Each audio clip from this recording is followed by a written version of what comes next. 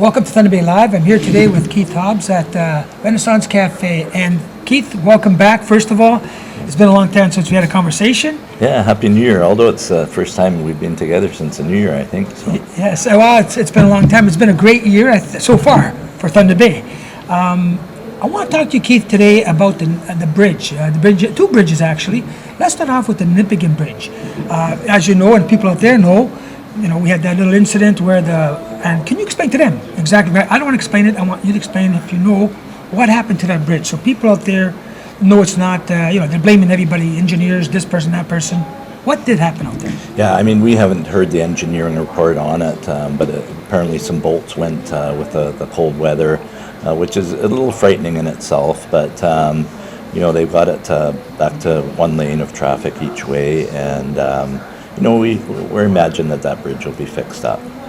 And I understand that we want to get another route, because or are we waiting for them to do the other side of that bridge? I think we need a bypass around that bridge, or use the old bridge as a secondary. When you think what happened, the traffic right across Canada was cut off, and the country was separated. And that bridge is the only access. And I've always said, if a terrorist attack ever wanted to take out that bridge, we'd be in big trouble as a country. So we need to start looking. And if you look up around Cameron Falls, that area up there, there's an old roadway. There's a bridge. You look at the Kinghorn route. They have a rail bed there.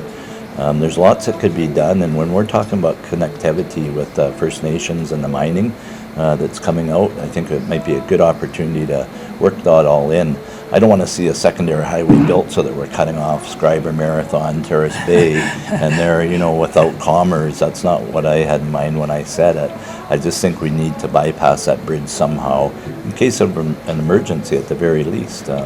This country could be in big trouble if that bridge ever went out on a permanent basis. I'm glad you clarified that for the people out there, because I did read the newspaper, and the editorial made it seem like you were advocating that we build another highway around everybody and around Thunder Bay. I thought, that's crazy. They wouldn't say that. No, definitely not. So I'm glad you clarified that. So all you're looking for is an alternative way across that river. Yeah, exactly. River, right? Okay, that makes sense. Now, the CN Bridge. I read a letter by Mr. Shane Judge there saying that, hey, why aren't we focused on that, and why aren't we spending our concerns and our money on that bridge? I know the answer, but I'd like you to tell the people out there why we're not doing that. Well, first of all, Shane Judge is running for mayor. He's campaigning already. So, that's okay. I don't care about that. But you should get his facts straight. And, he wrote a letter to the editor. The next day it was blown out of the water. We took on CN. They have a 1906 agreement that they should honor. It talks about maintaining that bridge in perpetuity.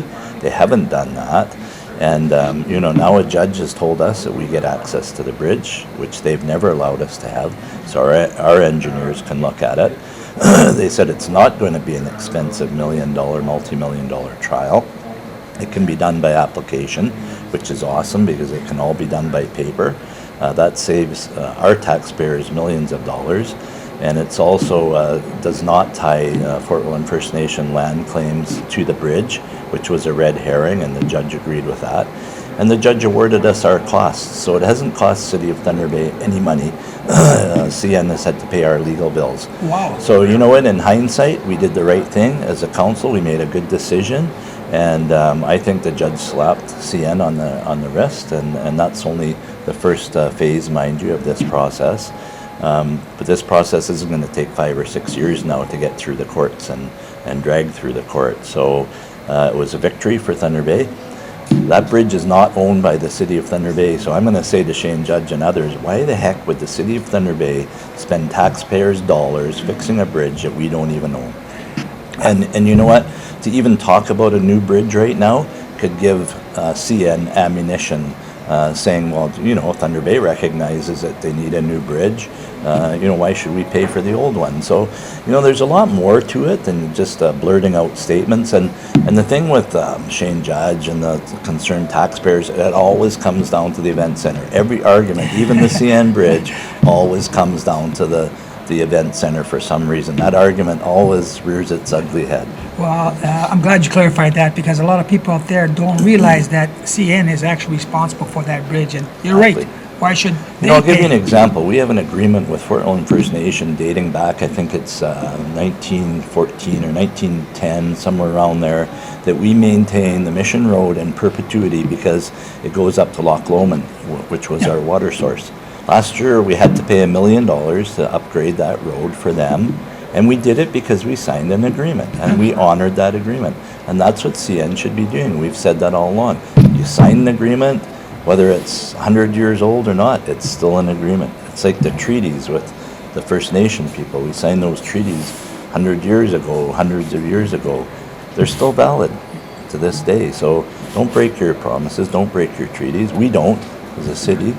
Well, I'm glad you straightened it out for the people out there because there was a lot of misconceptions out in Thunder Bay about whose responsibility was the bridge. Keith, I want to thank you for being here today on Thunder Bay Live. We're at the Renaissance Cafe. We'll be asking the mayor many questions. If you have any questions or concerns, contact Thunder Bay Live at info@thunderbaylive.com. Thank you. Have a great day.